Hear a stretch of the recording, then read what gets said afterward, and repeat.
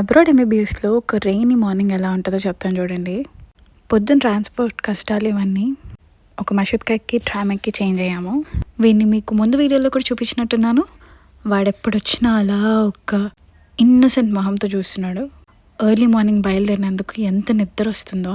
ఇంక మేము రీచ్ అయిపోయిన దగ్గర కూడా ఇంకా కొంచెం దూరం నడవాలన్నమాట. అంత వానలో ఇంకా మేము చూడండి అందరం తడి చూస్తే మా మ్యామ్ ఇంకా రాలేదు. ఇంకా బయటే వెయిట్ చేస్తూ ఉన్నాం. సో ఇట్లా మ్యామ్ వచ్చింది, లోపలికి వెళ్ళి కూర్చున్నాము. ఇది మా నియోనటాలజీ క్లాస్ అనమాట.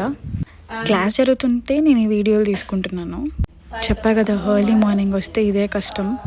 నిద్ర వస్తూనే ఉంటుంది, ఎక్కడెక్కడో నొప్పులు వస్తూ ఉంటాయి. ఆన్సర్లు చెప్పాలి. Even hearing testings can also be done.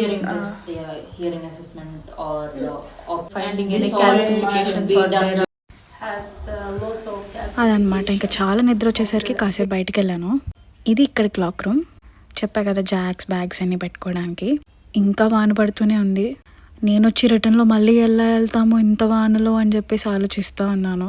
ఒకప్పుడు ఈ డేస్ ఎప్పుడెప్పుడు వస్తాయని వెయిట్ చేస్తూ ఉండేవాళ్ళం. ఈ white coats, scrubs, MBBS university, ఆ స్టెత్ అవన్నిటి కోసం.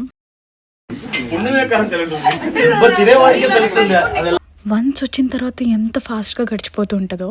అసలు మేమందరం ఇప్పుడే కలిసాం కదా అనే ఫీలింగ్. అప్పుడే మా ఫస్ట్ ఇయర్, సెకండ్ ఇయర్ అయిపోయింది, థర్డ్ ఇయర్ కూడా వస్తుంది ఇంకో 3 monthsలో. అండ్ ఇంకొక 2 years అయిపోతే మా ఎంబీబీఎస్ అయిపోతుంది. మళ్ళీ మేము ముందులా కలుసుకోలేము రోజు. So that's it. క్లాస్ అయిపోయింది, రిటర్న్ అయిపోయాం. Bye bye. Hope you love the video.